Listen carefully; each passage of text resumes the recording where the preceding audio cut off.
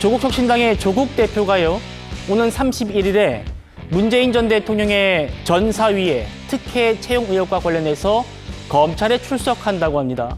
본인이 직접 올렸어요. 참고인 신분입니다. 이 논란 당시에 민정수석이었거든요, 조 대표가. 그때 국회에 출석해서 이렇게 말했습니다.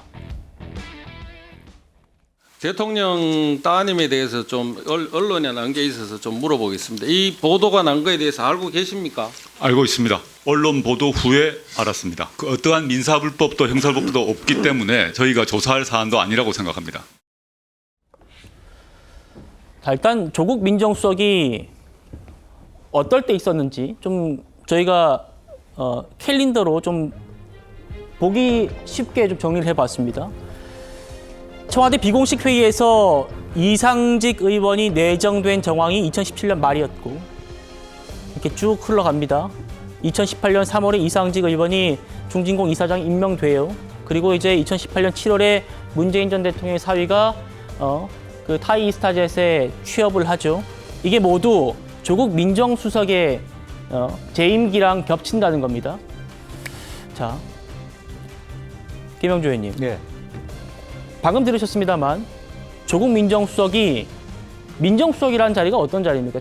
대통령의 친인척도 관리하고 그런 자리 아닙니까? 그런데 이런 일들 다 본인의 재임 기간이 있었는데 나는 모른다고 얘기를 하고 있어요. 네.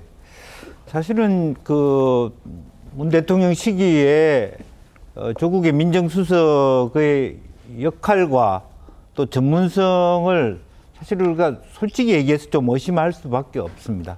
그 당시에 사실은 기본적으로 보면 민정수석보다는 민정비서관이 훨씬 더 큰 힘을 갖고 있었고요. 그렇기 때문에 유세수 사건 같은 부분이 있었기 때문에 예. 실제적으로 과연 그 당시에도 사실은 뭐 지금도 없습니다만은 가족을 관리하는 특별감찰관이라든지 이런 부분들이 더 있었으면 더 상세하게 관리됐을 텐데 그러지 못했고 조국 민정수석도 깊이 있게 그런 부분에 대해서 생각하지 못했던 것 같습니다.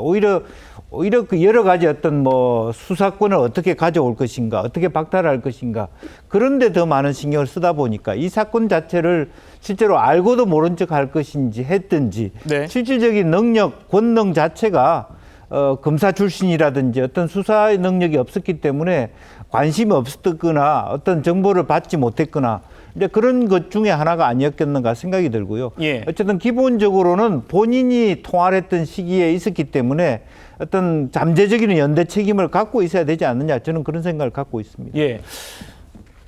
조국 대표가 이렇게 얘기했습니다. 같이 보시죠.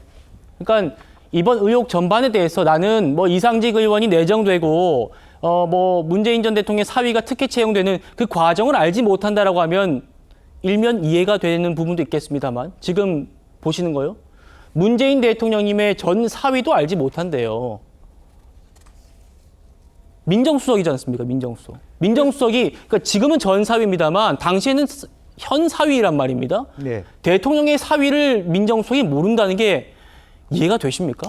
그러니까요. 기본적으로 만약에 그때 특별감찰관이 있어서 나의 권한이 아니었고 구분이 됐다면 저 얘기가 일면 이해할 수 있어요. 굳이 예. 대통령 가족을 내가 알아야 될 이유가 뭐가 있냐 할 수 있지만 뭐 알다시피 특별감찰관이 없는 상태에서 모든 대통령실에 또 대통령과 가족 관계에 되는 모든 부분은 민정수석의 권한일 수밖에 없고 이상직 중진공 이사장 임명이라고 하는 것은 모를 수가 없는 게 국회의원을 했지 않습니까? 이상직 의원을 하고 있었기 때문에 네. 또 실제적으로 보면 인사라든지 이런 내용들을 민정수석이 검사하지 않으면 누가 했습니까?